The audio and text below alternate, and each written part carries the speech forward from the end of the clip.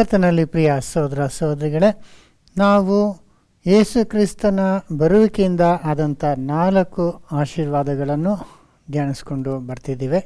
ಅದರಲ್ಲಿ first advent ಮೊದಲನೇ ಆಶೀರ್ವಾದ ಏನೆನ್ನೋದನ್ನ ಕ್ಲಾಸಲ್ಲಿ ನಾವು ನೋಡ್ಕೊಂಡ್ವಿ. ಅದೇನೆಂದರೆ ಯೇಸು ಬರುವಿಕೆಯಿಂದ ಉಂಟಾದ ನಿರೀಕ್ಷೆ ಅನ್ನೋದು. ಇವತ್ತಿನ ದಿವಸ 2ನೇ ಆಶೀರ್ವಾದ, ಆತನ ಬರುವಿಕೆಯಿಂದ ಏನು ಉಂಟಾಯಿತು ಅನ್ನೋದನ್ನ ನೋಡ್ಕೊಳ್ಳೋಣ. ಅದೇನಂತಂದರೆ ಸಮಾಧಾನ, ಪೀಸ್ ಅನ್ನೋದನ್ನ ನಾವು ನೋಡ್ತೀವಿ. ಯಾಕಂದರೆ ಯೇಸು ಹುಟ್ಟಿರುವಂಥ ಸಂದರ್ಭದಲ್ಲಿ ದೂತರು ಬಂದು ಆ ಒಂದು ಕುರುಬರೊಂದಿಗೆ ಮಾತಾಡುವಾಗ ಈ ರೀತಿ ಅವರು ಹೇಳಿದಂತೆ ನಾವು ಓದ್ಬೋದು. ಲೂಕ 2ನೇ ಅಧ್ಯಾಯ 13 ಮತ್ತು 14 ವಚನಗಳು. ಪಕ್ಕನೆ ಆ ದೂತನ ಸಂಗಡ ಪರಲೋಕ ಸೈನ್ಯದವರ ಒಂದು ದೊಡ್ಡ ಗುಂಪು ಕಾಣಿಸಿಕೊಂಡು, ಮೇಲಣ ಲೋಕಗಳಲ್ಲಿ ದೇವರಿಗೆ ಮಹಿಮೆ, ಭೂಲೋಕದಲ್ಲಿ ಮನುಷ್ಯರೊಳಗೆ ಸಮಾಧಾನ, ದೇವರು ಅವರಿಗೆ ಒಲಿಯುತ್ತಾನೆ ಎಂದು ದೇವರನ್ನು ಕೊಂಡಾಡುತ್ತಾ ಹೇಳಿದರು. ನೋಡಿದ್ರ, ಮೇಲಣ ಲೋಕದಲ್ಲಿ ದೇವರಿಗೆ ಮಹಿಮೆ, ಭೂಲೋಕದಲ್ಲಿ ಮನುಷ್ಯರಿಗೆ ಸಮಾಧಾನ ಅಂತಂದ್ರು. ಯೇಸು ಸ್ವಾಮಿ ಬಂದದ್ರಿಂದ ಭೂಮಿಗೆ ಸಮಾಧಾನ ಬಂತು ಅನ್ನೋದನ್ನ ನಾವು ಇಲ್ಲಿ ಗಮನಿಸ್ಕೊಬೋದು. ಸಹೋದರ ಸಹೋದರಿ, ಯೇಸು ಸ್ವಾಮಿ ಬಗ್ಗೆ ನಾವು ಹಳೆ ಒಡಂಬಡಿಕೆಯ ಪ್ರವಾದನೆ ವಚನಗಳಲ್ಲಿ ಅವ್ರ ಬಗ್ಗೆ ಹೇಳುವಂಥ ಅನೇಕ ಪ್ರವಾದನೆಗಳಲ್ಲಿ ಅವರ ಹೆಸರಲ್ಲೇ ಒಂದು ಸಮಾಧಾನ ಎಂಬ ಒಂದು ಹೆಸರು ಬಂದಿದೆ ಅನ್ನೋದು ನಮಗೆಲ್ಲ ಗೊತ್ತಿದೆ. ಅದು ಯೆಶಾಯ 9ನೇ ಅಧ್ಯಾಯ 6ನೇ ವಚನದಲ್ಲಿ ನಾವು ಓದಿ ಕೇಳಿಸ್ಕೊಳ್ಳೋಣ. ಒಂದು ಮಗು ನಮಗಾಗಿ ಹುಟ್ಟಿದೆಯಷ್ಟೇ, ವರದ ಮಗನು ನಮಗೆ ದೊರೆತನು, ಆಡಳಿತವು ಅವನ ಬಾಹುವಿನ ಮೇಲೆ ಇರುವುದು. ಅದ್ಭುತ ಸ್ವರೂಪನು, ಆಲೋಚನಾಕರ್ತನು, ಪರಾಕ್ರಮಿಯಾದ ದೇವರು, ನಿತ್ಯನಾದ ತಂದೆ, ಸಮಾಧಾನದ ಪ್ರಭು ಎಂಬುವು ಅವನ ಹೆಸರು. ನೋಡ್ತಾರ, ಅವ್ರ ಹೆಸರೇ ಸಮಾಧಾನದ ಪ್ರಭು ಅಂತ. ಸಮಾಧಾನನ ಉಂಟು ಮಾಡುವಂಥ ಪ್ರಭು ಆಗಿದ್ದಾನೆ ಎಂಬುವಾಗಿ ನಾವು ನೋಡುವಾಗ ಸಹೋದರ ಸಹೋದರಿ, ಯಾವ ರೀತಿ ಸಮಾಧಾನ ಅನ್ನುವಾಗ ನಾವು ಸತ್ಯವೇದದಲ್ಲಿ 4 ವಿಧವಾದಂಥ ಸಮಾಧಾನವನ್ನು ಯೇಸು ಮುಖಾಂತರ ನಾವು ಪಡ್ಕೊಳ್ಬೋದು ಎಂಬುದಾಗಿ ನಾವು ಇವತ್ತಿನ ದಿವಸ ನೋಡೋಣ. ಮೊದಲನೇದೇನೆಂದರೆ ದೇವರೊಂದಿಗೆ ಸಮಾಧಾನ, ಪೀಸ್ ವಿತ್ ಗಾಡ್ ಅನ್ನೋದು. ಇದು ಮೊದಲನೇ ಅಂಶ. ಏಕೆಂದರೆ ಯಾವಾಗ ಮನುಷ್ಯ ದೇವರಿಗೆ ವಿರುದ್ಧವಾಗಿ ಪಾಪ ಮಾಡಿದ್ನೋ, ಅವನು ಸೈತಾನ ಮಾತು ಕೇಳಿ ಆ ತಿನ್ನಬಾರ್ದ ಹಣ್ಣನ್ನು ಅವನು ತಿನ್ನೋ, ಅವನಿಗೂ ದೇವರಿಗೂ ಒಂದು ವಿರೋಧ ಬಂದ್ಬಿಡ್ತು. ಅವನು ದೇವರಿಗೆ ವಿರೋಧವಾದಂಥ ಕಾರ್ಯ ಮಾಡದಿದ್ದರಿಂದ ಅವನು ದೇವರ ಕಣ್ಣಿನಲ್ಲಿ ದ್ರೋಹಿ ಆಗ್ಬಿಟ್ಟ. ದೇವರ ಕೋಪ, ದೇವರ ಶಾಪ ಅವನ ಮೇಲೆ ಬಂದಿತ್ತು. ಯಾಕಂದರೆ ಅವನ ದೇವರು ಎಷ್ಟೋ ಪ್ರೀತಿ ಮಾಡಿ ಅವನಿಗೆ ಜೀವನ ಕೊಟ್ಟು ಏದೇನು ತೋಟದಲ್ಲಿ ಎಲ್ಲನ ನೀನು ಸಂತೋಷವಾಗಿ ಅನುಭವಿಸು, ಆದರೆ ಒಂದೇ ಒಂದು ಮರದ ಹಣ್ಣು ಮಾತ್ರ ತಿನ್ಬೇಡ ಅಂದರು. ಆದರೆ ಇವನು ಎಷ್ಟು ಒಂದು ಸ್ವಾರ್ಥಿಯಾಗಿ ದೇವರ ಮಾತನ್ನು ಅಲುಗಾಡಿಸಿ ಅವನ ಹೆಂಡತಿ ಮಾತು ಕೇಳಿ ಆ ಹೆಂಡತಿ ಸೈತಾನನ ಮಾತನ್ನು ಕೇಳಿಸ್ಕೊಂಡು ದೇವರಿಗೆ ವಿರೋಧವಾಗಿ ಅವರು ಹೋಗಿ ಆ ಹಣ್ಣನ್ನು ತಿನ್ಬಿಟ್ರು. ಆಗ ದೇವರು ಅವರನ್ನು ತೋಟದಿಂದ ಓಡಿಸ್ದ. ಆಮೇಲೆ ನೀವು ಹೆಂಗೆ ಬೇಕೋ ಹಂಗೆ ಬದುಕೊಳ್ರಿ ಅಂತ ಬಿಟ್ಬಿಟ್ರು. ಆಗಿಂದ ಮನುಷ್ಯ ದೇವರಿಂದ ದೂರ ಆಗ್ಬಿಟ್ಟ.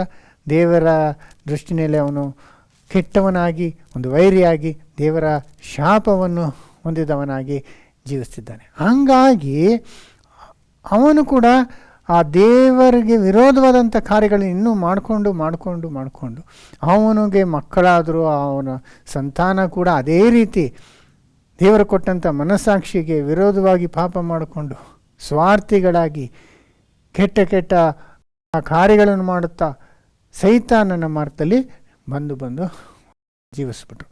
ಸೊ ಹಂಗಾಗಿ ಇಡೀ ಲೋಕನೇ ದೇವರಿಗೆ ವಿರೋಧಿಗಳಾಗ್ಬಿಟ್ರು. ದೇವರು ಅವರು ಮಾಡುವಂಥ ಕೃತ್ಯಗಳನ್ನು ದ್ವೇಷಿಸುವಂಥವನಾಗಿದ್ದಾನೆ. ದೇವರಿಗೂ ಮನುಷ್ಯನಿಗೂ ಒಂದು ದೊಡ್ಡ ಸಪರೇಷನ್ ಆಗೋಯ್ತು. ಅದರಿಂದ ಒಂದು ಸಮಾಧಾನ ಇಲ್ಲ, ಸಮಾಧಾನದಿಂದ ಇರೋಕ್ಕಾಗೋದಿಲ್ಲ. ಯಾಕಂದರೆ ಇವನು ದ್ರೋಹಿ ಆಗ್ಬಿಟ್ಟ. ಸೊ ಅಂಥ ಸಂದರ್ಭದಲ್ಲಿ ದೇವರು ಲೋಕನ ಪ್ರೀತಿಸಿ ತನ್ನ ಒಬ್ಬನೇ ಮಗನ ಕಳಿಸಿದ್ರು.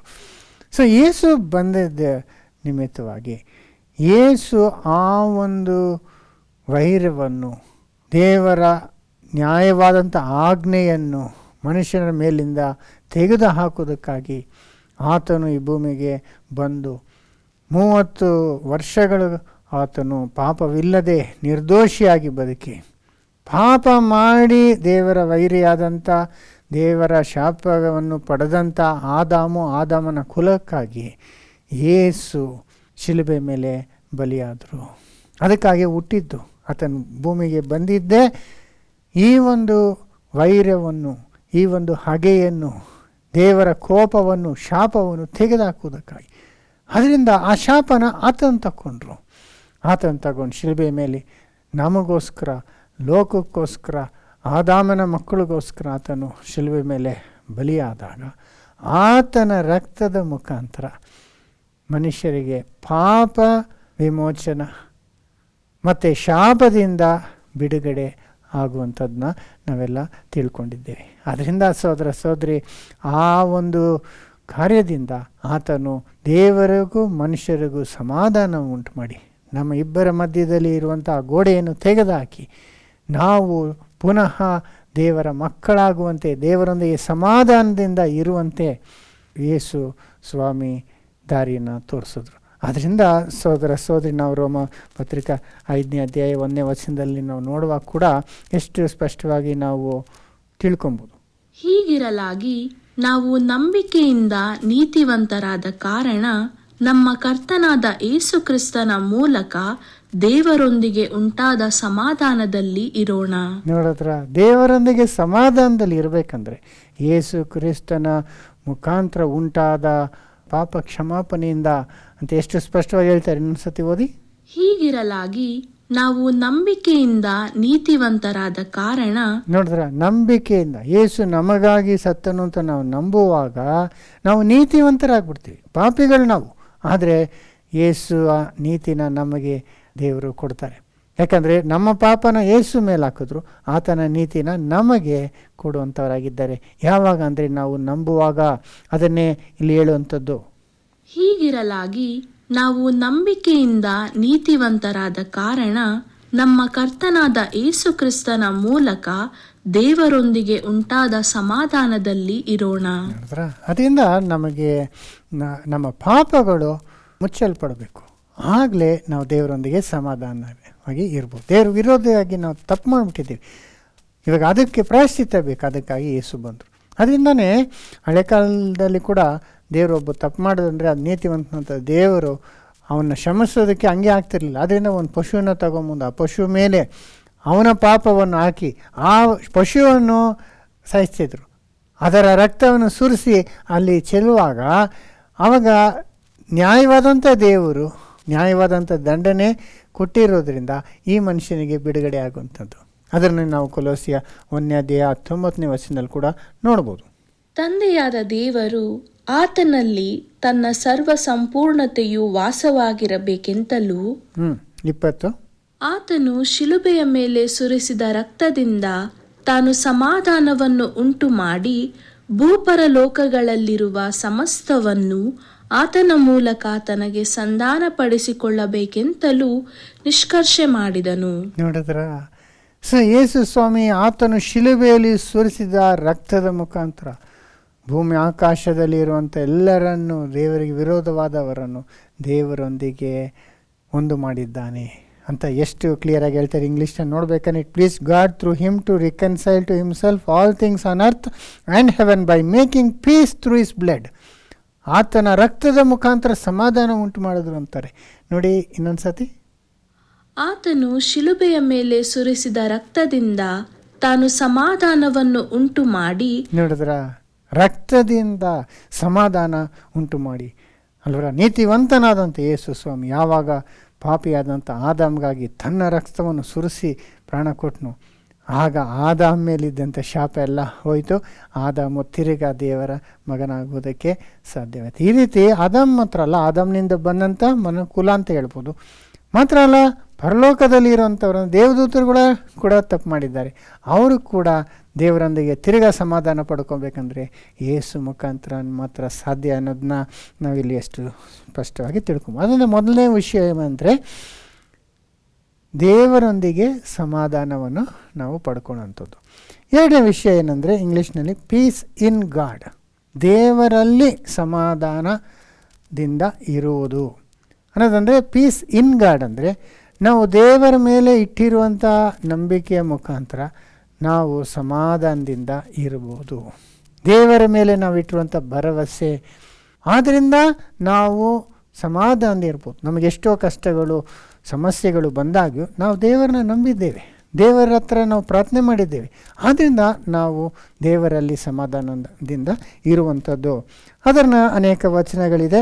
ನಾವು ಮೊದಲನೇದಾಗಿ ಯೆಶಾಯ 26 3ನೇ ವಚನ ಓದ್ಕೊಳ್ಳೋಣ. ಸ್ಥಿರಚಿತ್ತನನ್ನು ಶಾಂತಿಯಲ್ಲಿ ನೆಲೆಗೊಳಿಸಿ ಕಾಯುವಿ, ಅವನಿಗೆ ನಿನ್ನಲ್ಲಿ ಭರವಸವಿದೆ. ನೋಡಿದ್ರ? ಸೊ ಅವನಿಗೆ ನಿನ್ನಲ್ಲಿ ಭರವಸೆ ಇರುವುದರಿಂದ ಅವನನ್ನು ನೀನು ಕಾಯುವಿ ಅಂತ ಇಂಗ್ಲೀಷಲ್ಲಿ ಚೆನ್ನಾಗಿದೆ. Thou will keep him in perfect peace whose mind is stayed on the ಅಂತ ನಾವು ನೋಡ್ತೀವಿ. ಅಂದರೆ ಆತನ ಮನಸ್ಸು ನಿನ್ನ ಮೇಲೆ ಭರವಸೆ ನಿನ್ನ ಮೇಲೆ ಇಟ್ಟಿರುವುದರಿಂದ ನೀನು ಅವರನ್ನು ಕಾಪಾಡುವೆ, ಅವನನ್ನು ಸಮಾಧಾನದಲ್ಲಿ, ಅಂದರೂ ಪರ್ಫೆಕ್ಟ್ ಪೀಸ್ ಅಂತಾರೆ, ಸಂಪೂರ್ಣ ಸಮಾಧಾನದಲ್ಲಿ ಇಟ್ಟಿರುತ್ತಿ ಎಂಬುದಾಗಿ ಹೇಳಿದ್ದಾರೆ. ನೋಡಿದ್ರ? ಅದು ಮಾತ್ರ ಅಲ್ಲ, ಯೆರೆಮೀಯ 17ನೇ ಅಧ್ಯಾಯ 7-8 ವಚನಗಳಲ್ಲಿ ನೋಡುವ ಕೂಡ, ಯಾವನು ಯೆಹೋವನಲ್ಲಿ ನಂಬಿಕೆ ಇಟ್ಟಿದ್ದಾನೋ, ಯಾವನಿಗೆ ಯೆಹೋವನು ಭರವಸವಾಗಿದ್ದಾನೋ ಅವನು ಧನ್ಯನು. ನೋಡಿದ್ರ? ಅವನು ಧನ್ಯನು ಅಂದರೆ ಅವನು ಸಮಾಧಾನದಿಂದ ಇರ್ತಾನೆ, ಯಾಕಂದರೆ ಅವನು ಯೆಹೋವನಲ್ಲಿ ಭರವಸೆ ಇಟ್ಟಿದ್ದಾನೆ ಎಂಬುದಾಗಿ ನಾವು ನೋಡ್ತೀವಿ. ಮತ್ತು ಕೀರ್ತನೆ 9ನೇ ಅಧ್ಯಾಯ 10ನೇ ವಚನ ಕೂಡ ನಾವು ನೋಡೋಣ. ಯೆಹೋವನೇ, ನಿನ್ನ ನಾಮ ಮಹಿಮೆಯನ್ನು ಬಲ್ಲವರು ನಿನ್ನಲ್ಲಿ ಭರವಸವಿಡುವರು, ಯಾಕಂದರೆ ನಿನ್ನ ಮರೆ ಹೋಗುವವರನ್ನು ನೀನು ಕೈ ಬಿಡುವವನಲ್ಲ. ನೋಡಿದ್ರ? ಅದರಿಂದ ನಾವು ಅವರಲ್ಲಿ ಭರವಸೆ ಇಟ್ಟಿರೋದ್ರಿಂದ ಆತ ನಮ್ಮನ್ನು ಕೈ ಬಿಡುವುದಿಲ್ಲ ಅನ್ನೋ ಒಂದು ಸಮಾಧಾನ ನಮಗೆ ಸಿಗುತ್ತೆ. ಅದರ ಮುಂಚೆ ಅಂದರೆ ನಾವು ದೇವರಿಗೆ ವಿರೋಧಿಗಳಾಗಿದ್ವಿ. ಆಗ ನಮಗೆ ನಾವು ನಮ್ಮಷ್ಟಕ್ಕೆ ನಾವೇ ಇರಬೇಕು, ನಮ್ಮನ್ನು ಕಾಪಾಡುವವರು ಯಾರೂ ಇಲ್ಲ, ನಮ್ಮನ್ನು ಪ್ರೀತಿಸುವವರು ಯಾರೂ ಇಲ್ಲ. ಆದರೆ ಈಗ ನಾವು ದೇವರೊಂದಿಗೆ ಸಮಾಧಾನ ಪಡೆದ್ರಿಂದ ದೇವರಲ್ಲಿ ಭರವಸೆ ಇಡ್ಬೋದು, ದೇವರು ನಮ್ಮನ್ನು ಕೈ ಬಿಡದೆ ಕಾಪಾಡ್ತಾನೆ. ಅದರಿಂದ ಎಷ್ಟೋ ಒಂದು ದೊಡ್ಡ ಸಮಸ್ಯೆಗಳಲ್ಲಿ ಕೂಡ, ಬಿರುಗಾಳಿಯಲ್ಲಿ ಕೂಡ ನಾವು ಸಮಾಧಾನ ಇರ್ಬೋದು. ಯೋಹಾನ 16:33 ಕೂಡ ನಾವು ಒಂದು ವಚನ ನೋಡೋಣ. ನೀವು ನನ್ನಲ್ಲಿದ್ದು ಮನಃಶಾಂತಿಯನ್ನು ಹೊಂದಿದವರಾಗಿರಬೇಕೆಂದು ಇದನ್ನೆಲ್ಲ ನಿಮಗೆ ಹೇಳಿದ್ದೇನೆ. ನೋಡಿದ್ರ? ನನ್ನಲ್ಲಿದ್ದು ಮನಃಶಾಂತಿಯನ್ನು ಹೊಂದಬೇಕು, ಆತನಲ್ಲಿ ಇದ್ದು ನಾವು ಮನಃಶಾಂತಿಯನ್ನು ಹೊಂದುವಂಥದ್ದು. ಪೀಸ್ ಇನ್ ಗಾಡ್ ಅನ್ನೋದನ್ನ ನಾವು ನೋಡ್ತೀವಿ. ನಮಗೆ ಲೋಕದಲ್ಲಿ ಸಮಸ್ಯೆಗಳು ಬರ್ತದೆ, ಸ್ವಾಮಿ ಹೇಳ್ತಾರೆ, ಅದೇ ನೆಕ್ಸ್ಟ್ ವಚನದಲ್ಲಿ ಓದಿ. ಲೋಕದಲ್ಲಿ ನಿಮಗೆ ಸಂಕಟ ಉಂಟು, ಧೈರ್ಯವಾಗಿರಿ, ನಾನು ಲೋಕವನ್ನು ಜಯಿಸಿದ್ದೇನೆ ಎಂದು ಹೇಳಿದನು. ನೋಡಿದ್ರ? ಎಷ್ಟು ಚೆನ್ನಾಗಿದೆ ನೋಡಿ. ಲೋಕದಲ್ಲಿ ನಿಮಗೆ ಸಂಕಟ ಉಂಟು, ಆದರೆ ಧೈರ್ಯವಾಗಿರ್ರಿ, ನಾನು ಲೋಕನ ಜಯಿಸಿದ್ದೇನೆ, ನಾನು ನಿಮ್ಮ ಜೊತೆ ಇದ್ದೇನೆ, ಆದ್ದರಿಂದ ನೀವು ಭಯಪಡಬೇಡ್ರಿ, ಸಮಾಧಾನದಿಂದ ಶಾಂತಿಯಿಂದ ಇರ್ಬೋದು ಅನ್ನೋದು. ಅದೇ ನೆಕ್ಸ್ಟ್ 2ನೇ ಪೀಸ್ ನಮಗೆ ಸಿಕ್ಕುವಂಥ ಸಮಾಧಾನ ಏನು? ಪೀಸ್ ಇನ್ ಗಾಡ್, ದೇವರಲ್ಲಿ ಕ್ರಿಸ್ತನಲ್ಲಿ ನಮಗೆ ಅವರ ಮೇಲೆ ಇಟ್ಟಿರುವಂಥ ಭರವಸೆಯಿಂದ ನಮಗೆ ಸಿಕ್ಕುವಂಥ ಮನಃಶಾಂತಿ, ಅದು ಸಮಾಧಾನ. 2ನೇದು ನಾವು ನೋಡ್ತಿದ್ದೀವಿ. 3ನೇದಾಗಿ ದ ಪೀಸ್ ಆಫ್ ಗಾಡ್ ಅಂತಾರೆ. ಮೊದಲನೇದು ಪೀಸ್ ವಿತ್ ಗಾಡ್, 2ನೇದು ಪೀಸ್ ಇನ್ ಗಾಡ್, 3ನೇದು ಪೀಸ್ ಆಫ್ ಗಾಡ್ ಅಂದರೆ ದೇವರಿಂದ ಬರುವಂಥ ಸಮಾಧಾನ. ಅದು ಕೂಡ ನಮಗೆ ಕ್ರಿಸ್ತನ ಮುಖಾಂತರ ಸಿಗ್ತದೆ. ಇದ್ರ ಬಗ್ಗೆ ಫಿಲಿಪ್ಪಿಯ 4ನೇ ಅಧ್ಯಾಯ 7ನೇ ವಚನದಲ್ಲಿ ನಾವು ತಿಳ್ಕೊಬೋದು. ಆಗ ಎಲ್ಲ ಗ್ರಹಿಕೆಯನ್ನು ಮೀರುವ ದೇವ ಶಾಂತಿಯು ನಿಮ್ಮ ಹೃದಯಗಳನ್ನು ಯೋಚನೆಗಳನ್ನು ಕ್ರಿಸ್ತ ಯೇಸುವಿನಲ್ಲಿ ಕಾಯುವುದು. ನೋಡಿದ್ರ? ಆಗ ಎಲ್ಲ ಗ್ರಹಿಕೆಯೂ ಮೀರುವಂಥ ದೇವಶಾಂತಿ ಅಂತಾರೆ. ಅದನ್ನು ಇಂಗ್ಲೀಷ್ನಲ್ಲಿ ಪೀಸ್ ದಟ್ ಪಾಸತ್ ಆಲ್ ಅಂಡರ್ಸ್ಟ್ಯಾಂಡಿಂಗ್ ಅಂದರೆ ಯಾವ ಒಂದು ಗ್ರಹಿಕೆಯೂ ಮಾಡಿಕೊಳ್ಳಕ್ಕೆ ಆಗದಂಥ ಒಂದು ಸಮಾಧಾನ ದೇವರು ಕೊಡ್ತಾರೆ. ಇದೇ ಆಶ್ಚರ್ಯವಾಗಿರ್ತದೆ. ಕೆಲವರು ಎಷ್ಟು ಸಮಸ್ಯೆಗಳಲ್ಲಿ ಅವರು ಇರುವ ಕೂಡ ಒಂದು ಸಮಾಧಾನ, ಅದನ್ನು ಲೋಕದವರ ಗ್ರಹಿಸುವುದಕ್ಕಾಗೋದಿಲ್ಲ. ಆ ಥರ ಒಂದು ಸಮಾಧಾನ ದೇವರು ಕೊಡ್ತಾರೆ. ಒಂದು ಬಿರುಗಾಳಿನಲ್ಲಿ ಒಂದು ಸಮಾಧಾನ, ಭಯಂಕರವಾದಂಥ ಆಲೋಚನೆಗಳು ಅಲ್ವಾ. ನಮಗೆ ಸಮ್ಟೈಮ್ಸು ಎಷ್ಟು ಒಂದು ಓವರ್ ಥಿಂಕಿಂಗ್ ಮಾಡಿಬಿಡ್ತೀವಿ. ಒಂದು ಚಿಕ್ಕ ವಿಷಯ ಕೂಡ ನಮ್ಮ ಸಮಾಧಾನ ಕೆಡಿಸ್ಬಿಡ್ತದೆ. ನಾವು ಏನೇನೋ ಯೋಚನೆ ಮಾಡಿ ಓವರ್ ಥಿಂಕ್ ಮಾಡಿ ಭಾಳ ನಾವು ಅಶಾಂತರಾಗ್ಬಿಡ್ತೀವಿ. ಆಗ ಒಂದು ಚಿಕ್ಕ ಪ್ರಾರ್ಥನೆ ಮಾಡಿದ್ರೆ ಸಾಕು, ದೇವರ ಸಮಾಧಾನ ಅದು ಯಾವ ರೀತಿ ಗ್ರಹಿಸೋದಕ್ಕೂ ಆಗೋದಿಲ್ಲ, ಅಂಥ ಸಮಾಧಾನ ಸಿಗುತ್ತೆ. ಯಾವುದೋ ಒಂದು ರೀತಿಯಲ್ಲಿ ನಾವು ಶಾಂತರಾಗ್ತೀವಿ. ಅದು ದೈವ ಸಮಾಧಾನ ಅಂತಾರೆ. ಇದು ನಮಗೆ ಕ್ರಿಸ್ತನ ಮುಖಾಂತರ ಸಿಗ್ತದೆ ಅಂತೇಳಿ ಇನ್ನೊಂದು ಸತಿ ಓದಿ. ಆಗ ಎಲ್ಲ ಗ್ರಹಿಕೆಯನ್ನು ಮೀರುವ ದೇವ ಶಾಂತಿಯು ನಿಮ್ಮ ಹೃದಯಗಳನ್ನು ಯೋಚನೆಗಳನ್ನು ಕ್ರಿಸ್ತ ಯೇಸುವಿನಲ್ಲಿ ಕಾಯುವುದು. ನೋಡ್ತಾ, ನಮ್ಮ ಹೃದಯಗಳು ನಮ್ಮ ಯೋಚನೆಗಳು ಅಲ್ವಾ, ನಾವು ಓವರ್ ಥಿಂಕಿಂಗ್ ಮಾಡ್ತೀವಿ ಮನಸ್ಸಲ್ಲಿ, ಹೃದಯ ಸ್ವಲ್ಪ ಇದಕ್ಕೆ ನಾವು ನೊಂದ್ಕೊಂಡ್ಬಿಡ್ತೀವಿ. ಆಗ ದೇವರಿಂದ ನಮಗೆ ಬರುವಂಥ ಸಮಾಧಾನ ನಮ್ಮನ್ನು ಕಾಯುವುದು ಎಂಬ ಒಂದು ವಿಷಯನ ಇಲ್ಲಿ ನಾವು ಎಷ್ಟು ಚೆನ್ನಾಗಿ ನೋಡ್ಕೊಂಡ್ವಿ. ಅದರಿಂದ ಸಮಾಧಾನ ಭಾಳ ಮುಖ್ಯ. ನಮ್ಮ ತಂದೆಯವರು ಚಿಕ್ಕವರಿದ್ದಾಗ ನಾನು ಕೇಳಿಸ್ಕೊಂಡಿದ್ದೀನಿ, ತೆಲುಗುನಲ್ಲಿ ಮಾತಾಡುವಾಗ ಪೀಸ್ ಆಫ್ ಮೈಂಡ್ ಕಾವಾಲಮ್ಮಕ್ಕೆ, ಪೀಸ್ ಆಫ್ ಮೈಂಡ್ చాలా ಇಂಪಾರ್ಟೆಂಟು ಅನ್ನೋರು. ಪೀಸ್ ಆಫ್ ಮೈಂಡ್ ಅನ್ನೋರು. ಆಗ ನನಗೆ ಪೀಸ್ ಅನ್ನುವಾಗ ಇದೇನು ಪೀಸ್ ಅಂದರೆ ನಾವು ಊಟ ಮಾಡುವಾಗ ಪೀಸ್ ಸಿಗುತ್ತಲ್ಲ ಅದಂತ ಅಂದ್ಕೊಂಡಿದ್ದೆ. ಆದರೆ ಆ ಪೀಸ್ ಅಲ್ಲ, ಪೀಸ್ ಅನ್ನುವಾಗ ಸಮಾಧಾನ ಭಾಳ ಮುಖ್ಯ ನಮಗೆ. ಅದರಿಂದ ದೇವರೊಂದಿಗೆ ಐಕ್ಯವಾಗಿರುವಂಥ ನಾವು ಕ್ರಿಸ್ತನ ರಕ್ತದಿಂದ ನಮ್ಮ ಪಾಪಗಳನ್ನು ತೊಳಕೊಂಡು ಆತನೊಂದಿಗೆ ಐಕ್ಯವಾಗಿ ಇರುವಂಥ ನಾವು, ಆತನಲ್ಲಿ ಭರವಸೆ ಇಟ್ಟಿರುವಂಥ ನಾವು, ಆತನಿಂದ ಬರುವಂಥ ಗ್ರಹಿಕೆಗೆ ಮೀರಿರುವಂಥ ಸಮಾಧಾನವನ್ನು ಯಾವಾಗಲೂ ಪಡ್ಕೊಳ್ಬೋದು. ಇದೆಷ್ಟು ಮುಖ್ಯ. ದೇವರ ಆಶೀರ್ವಾದ ಕೊಡುವಾಗ ಆ ಕಾಲದಲ್ಲಿ ಯಾಜಕನು ಅನೇಕ ವಿಷಯಗಳನ್ನು ಹೇಳುವಾಗ ಸಮಾಧಾನ ನಿಮಗಿರಲಿ ಅಂತ ಬೆನಿಡಿಕ್ಷನ್ ಕೊಡುವಂಥದ್ದು ನಾವು ನೋಡ್ಬೋದು. ಅರಣ್ಯಕಾಂಡ 6:24-26. ಯೆಹೋವನು ನಿಮ್ಮನ್ನು ಆಶೀರ್ವದಿಸಿ ಕಾಪಾಡಲಿ. ಯೆಹೋವನು ಪ್ರಸನ್ನ ಮುಖದಿಂದ ನಿಮ್ಮನ್ನು ನೋಡಿ ನಿಮ್ಮ ಮೇಲೆ ದಯವಿಡಲಿ. ಯೆಹೋವನು ನಿಮ್ಮ ಮೇಲೆ ಕೃಪಾ ಕಟಾಕ್ಷವಿಟ್ಟು ಶಾಂತಿಯನ್ನು ಅನುಗ್ರಹಿಸಲಿ ಎಂಬುದೇ. ನೋಡಿದ್ರ, ಶಾಂತಿಯನ್ನು ಅನುಗ್ರಹಿಸಲಿ ಅಂದರು. ಶಾಂತಿ ಅಂದರೆ ಪೀಸ್. ದೇವರು ನಿಮಗೆ ಶಾಂತಿಯನ್ನು ಕೊಡುವಂತನಾಗಿದೆ. ಅದರಿಂದ ಮೂರನೇದೇನೆಂದರೆ ದೇವರಿಂದ ಬರುವಂಥ ಸಮಾಧಾನ ನಾವು ಪಡ್ಕೊಳ್ಳೋದು. 4ನೇ ಒಂದು ಸಮಾಧಾನ ಯಾವುದಂದರೆ ಇತರರೊಂದಿಗೆ ಸಮಾಧಾನದಿಂದಿರೋದು.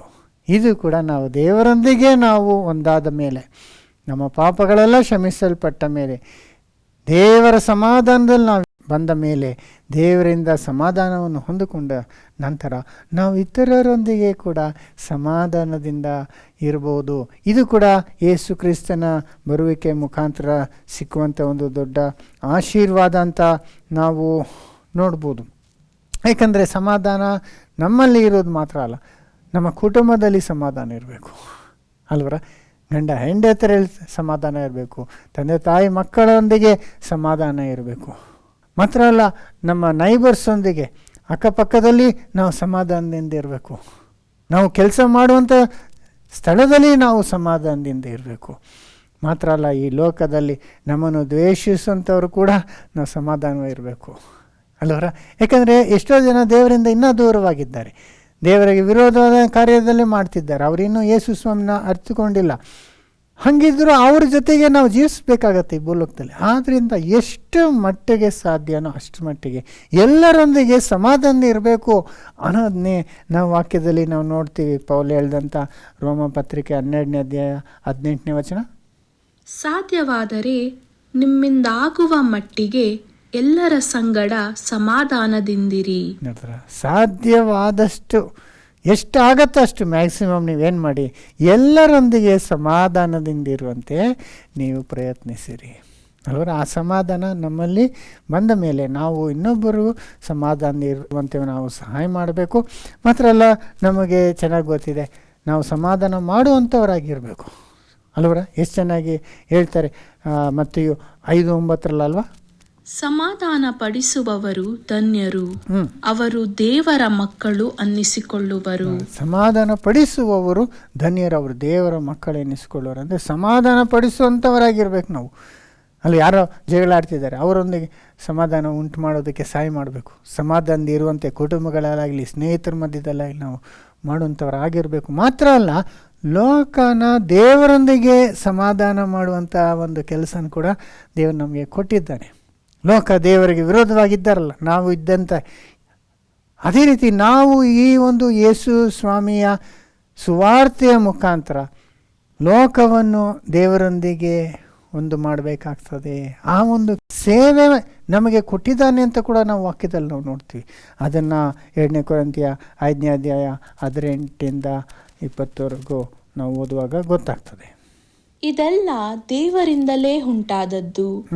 ಆತನು ಕ್ರಿಸ್ತನ ಮೂಲಕ ನಮ್ಮನ್ನು ತನಗೆ ಸಮಾಧಾನ ಪಡಿಸಿಕೊಂಡು ಸಮಾಧಾನ ವಿಷಯವಾದ ಸೇವೆಯನ್ನು ನಮಗೆ ಅನುಗ್ರಹಿಸಿದ್ದಾನೆ. ನಮ್ಮನ್ನು ಆತನೊಂದಿಗೆ ಸಮಾಧಾನ ಪಡಿಸಿಕೊಂಡು ಸಮಾಧಾನ ಪಡಿಸುವಂತ ಸೇವೆಯನ್ನು ನಮಗೆ ಕೊಟ್ಟಿದ್ದಾನೆ ಅಂತಾರೆ. ಆ ಒಂದು ಸೇವೆನೂ ನಮಗೆ, ಅಂದರೆ ಸೇವಕರಿಗೆ, ಅಂದರೆ ಪ್ರೀಚರ್ಸಿಗೆ ಮಾತ್ರ ಅಲ್ಲ, ಫುಲ್ ಟೈಮ್ ಪಾಸ್ಟರ್ಸ್ ಮಾತ್ರ ಅಲ್ಲ, ಪ್ರತಿಯೊಂದು ಕ್ರೈಸ್ತನಿಗೂ ಯಾರ್ಯಾರು ದೇವರೊಂದಿಗೆ ಸಮಾಧಾನ ಒಳಗೆ ಪ್ರವೇಶಿಸಿದ್ದಾರೋ ಸಮಾಧಾನ ಮಾಡುವಂಥ ಸೇವೆ ಪ್ರತಿಯೊಬ್ಬರಿಗೂ ಉಂಟು. ಅದನ್ನೇ ನೆಕ್ಸ್ಟ್ ಕೂಡ ಓದೋಣ. ಆ ಸಮಾಧಾನ ವಾಕ್ಯವೇನೆಂದರೆ, ದೇವರು ಮನುಷ್ಯರ ಅಪರಾಧಗಳನ್ನು ಅವರ ಲೆಕ್ಕಕ್ಕೆ ಹಾಕದೆ ಲೋಕವನ್ನು ಕ್ರಿಸ್ತನಲ್ಲಿ ತನಗೆ ಸಮಾಧಾನ ಪಡಿಸಿಕೊಳ್ಳುತ್ತಿದ್ದನೆಂಬುದೇ. ಅದನ್ನು ಸಾರುವ ಸೇವೆಗೆ ನಮ್ಮನ್ನು ನೇಮಿಸಿದ್ದಾನೆ. ನೋಡಿದ್ರ, ನಮ್ಮನ್ನು ನೇಮಿಸಿದ್ದಾನೆ ಆ ಸೇವೆಗೆ ಅಂತಂದರು. ಏನಂದರೆ ನಾವು ಹೇಳಬೇಕಾದಂಥ ಸುವಾರ್ತೆ ಜನಗಳಿಗೋಗಿ ಯೇಸು ಸ್ವಾಮಿನ ದೇವರು ಕಳಿಸಿದ್ದಾರೆ, ಆತನು ದೇವರ ಮಗ, ಆತನು ನಾವು ನಂಬುವಂಥವರಾದರೆ ನಮ್ಮ ಪಾಪಗಳೆಲ್ಲ ಕ್ಷಮಿಸಲ್ಪಡುವುದು. ಆತನು ನಮಗಾಗಿ ಶಿಲುಬೆಯಲ್ಲಿ ರಕ್ತ ಸುರಿಸಿದ್ದಾನೆ, ಆತನ ಅಮೂಲ್ಯವಾದಂಥ ರಕ್ತದಿಂದ ನಮಗೆ ಪಾಪ ವಿಮೋಚನೆ ಉಂಟು, ನಾವು ದೇವರೊಂದಿಗೆ ಈಗ ಒಂದಾಗಬಹುದು ಅಂತ ಹೇಳಿ ಆ ಸುವಾರ್ತೆ ಮುಖಾಂತರ ಅವರನ್ನು ದೇವರ ಬಳಿಗೆ ಕರೆತರುವಂಥದ್ದು. ಅದರಿಂದ ಈ ಒಂದು ಸೇವೆಯನ್ನು ಕೂಡ ನಮಗೆ ಕೊಟ್ಟಿದ್ದಾರೆ ಅಲ್ವಾ ಸಹೋದರ ಸಹೋದರಿ. ಅದರಿಂದ ಕ್ರಿಸ್ತನು ಸಮಾಧಾನದ ಪ್ರಭು ಹುಟ್ಟಿದ ಕಾರಣದಿಂದ ನಮಗೆ ಬಂದಂಥ ಸಮಾಧಾನ, ದೇವರೊಂದಿಗೆ ಸಮಾಧಾನ, ದೇವರಲ್ಲಿ ಸಮಾಧಾನ, ದೇವರಿಂದ ಬಂದ ಸಮಾಧಾನ, ಮತ್ತು 4ನೇದು ದೇವರಿಗೋಸ್ಕರ ನಾವು ಮಾಡುವಂಥ ಸಮಾಧಾನದ ಸೇವೆ, ಇತರರೊಂದಿಗೆ ಸಮಾಧಾನ ನಾವು ಮಾಡುವಂಥದ್ದು. ಈ 4 ಒಂದು ಆಶೀರ್ವಾದಗಳು ಯೇಸು ಸ್ವಾಮಿಯ ಬರುವಿಕೆಯಿಂದ ನಮಗೆ ಸಿಕ್ಕಿದಂಥದ್ದು. ಮೊದಲನೆಯ ಆಶೀರ್ವಾದ ಏನೇನೋದನ್ನ ನಾವು ನೋಡ್ಕೊಂಡ್ವಿ, ಅದು ಯೇಸು ಬಂದದ್ರಿಂದ ನಮಗೆ ಸಿಕ್ಕಿದಂಥ ನಿರೀಕ್ಷೆ. 2ನೇದಾಗಿ ದೇವರಿಂದ ನಮಗೆ ಯೇಸು ಮುಖಾಂತರ ಬಂದಂಥ ಸಮಾಧಾನ. 3ನೇದು ಏನು ಅನ್ನೋದು, 4ನೇದು ಏನು ಅನ್ನೋದು ನೆಕ್ಸ್ಟ್ ಕ್ಲಾಸಲ್ಲಿ ನಾವು ನೋಡ್ಕೊಳ್ಳೋಣ. Thank you.